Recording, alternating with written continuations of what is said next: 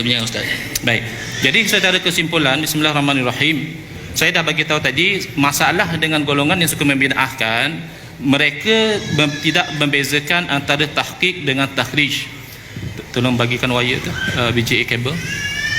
Jadi kalau dari segi takhrij memang sepakat bahawa yang tidak ada dalil bid'ah dalalah. Jadi selalu ada assumption dan seolah-olah menghina orang Melayu, pemikiran orang Melayu ini bukan masalah pemikiran orang Melayu. Ia adalah masalah kaedah yang diletak oleh para ulama. Sekiranya sesuatu itu baik dari segi syarak. Baik, okey, masa Nabi SAW masih hidup, Nabi boleh iktiraf. Itu namanya sunnah takririyah. Itu mereka sempit. Itu bermakna Nabi SAW mengikrar ada perkara-perkara baharu walaupun dalam ibadah tetapi tidak bertentangan dengan syariat. Nabi sudah takrir. Jadi kalau kita faham begitu, bermakna kita boleh memahami perkara-perkara yang baharu ini mengikut sumber-sumber hukum. Tak boleh dijadikan alasan Nabi SAW dah wafat, siapa lagi nak mengiktiraf sama ada perbuatan baharu kita itu baik atau tidak. Itu namanya masadir asy-syariah. Itulah gunanya Quran, itulah gunanya sunnah, itulah gunanya ijma' dan qiyas. Jadi masalahnya sekarang kita seolah-olah nak menyempitkan di situ. Dan saya terpaksa jawab masalah jangan taksub kepada ulama. Kerana ulama tidak maksum. Ini kalam yang sangat mengelirukan. Adakah mengikut ulama bermakna taksub kepada ulama?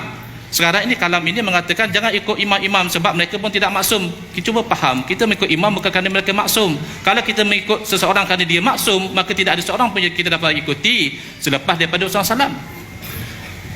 Kalau kita tidak boleh ikut ulama-ulama besar yang ijma' ulama bahawa dia itu alim, apatah lagi kalau seumpama saya dan Dr. Zaimi. Jadi sekarang khilaf bukan antara Quran dan hadis dengan ulama. Khilaf yang berlaku, perbezaan pendapat yang berlaku adalah antara kefahaman para ulama terhadap makna Quran dan hadis dan kefahaman orang-orang seumpama saya dan Dr. Zaimi yang pergi belajar ke Jordan beberapa tahun terhadap Quran dan hadis. Jadi tidak adil untuk saya katakan jangan ikut ulama, jangan taksub sangat syekh. Pendapat dia kalau salah kita tinggalkan. Siapa kita nak menentukan pendapat dia salah? Kalau kita nak mengatakan dia salah sebagai satu exercise akademik, okey, tarjih yang itu, tarjih yang ini. Tetapi kalau kita betul-betul nak mengatakan tinggalkan pendapat ulama tersebut, maka ilmu kita sekurang-kurangnya kena setanding dengan dia. Sebab ada hadis-hadis yang sampai kepada mereka tidak sampai kepada kita. Yang ada dalam dada mereka tidak ada dalam dada kita. Bahkan bukan semua hadis yang dibukukan. Ada hadis-hadis yang ada dalam dada mereka tapi mereka tidak sempat bukukan. Jadi ini memberi taksir kepada ijtihad mereka. Maka husnuzan kita dengan ulama adalah bukan dia tidak tolak ala hadisna, dia tidak perasan hadis kita, malah yang lebih sesuai kita tak tahu hadis dia. Ini sikap kita atau menanggapi alasan kononnya ulama pun tak maksum. Tak payah diulang, itu makruf. Sahabat pun tidak maksum. Jangan kata ulama-ulama biasa, tapi kamu maksumkah? Kamu nak memaksa orang, jangan ikut Imam Syafi'i, ikut dalil. Dalil itu ikut kefahaman kamu. Kalau kamu sama level dengan Imam Syafi'i baru seri. Maksudnya umat masih boleh memilih. Jangan dikatakan Syafi'i ini pendapat Melayu, Imam Syafi'i itu orang Arab Quraisy. Jadi kita sekarang ni mentaliti kalau Syafi'i itu common lah, itu mazhab orang Nusantara. Itu masalahnya. Kita tak memandang kepada dalil. Jadi masing-masing di situ Imam Syafi'i dan yang lain-lain ada dalil. Jadi yang disebutkan tadi masalah tarhim dan sebagainya, kalau pun ada ulama yang menentang masih lagi dalam itarul khilafiyah. Yang tidak menentang mengatakan dia membaca dia bertarhim. Kalau dia kata nak ikut sunnah, itu saya setuju. Kalau betul-betul nak ikut dengan 2 kali azan, itu dapat 2 kelebihan. Satu kelebihan mengejutkan orang supaya bersiap dari awal. Kedua, ikut exactly macam dilakukan oleh Nabi SAW. Tapi kalau setelah ijma' ulama mengatakan azan yang kedua itu tidak wajib, maka tidak boleh kita memaksa orang untuk melakukannya. Dia masih lagi dalam itar perkara yang sunat, diberi pahala.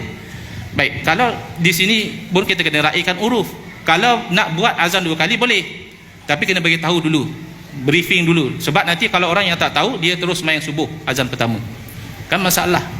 Jadi uruf kan satu sumber hukum. Oleh kerana di sini orang dah biasa dikejutkan dengan bacaan Al-Quran dan tidak ada larangan. Kalau ada pun ulama yang melarang, itu pendapat beliau, tidak boleh dijadikan hujah. Dan lebih hairan lagi kalau dijadikan hujah tokoh ma'al hijrah untuk menerima sesuatu. Itu kami belajar usul fiqh, maaf tak masuk dalam masdar min masadir syariah. Tokoh ma'al hijrah tu jadi sumber syariat, tidak ada. Dan jangan dikuat sepatah-sepatah. Dr. Wahbah Zuhaili ada yang ditentang, tapi beliau memuji zikir-zikir selepas sembahyang. Beliau memuji doa-doa bersama. Jadi jangan ditutup sebelah mata dan dibuka sebelah mata. Sedangkan orang-orang yang terlampau syadid dengan bid'ah terus bangun, marah dia, pandang dia pun tak elok pada orang-orang yang duduk. Itu yang kita tak nak. Dikatakan seseorang itu Wahabi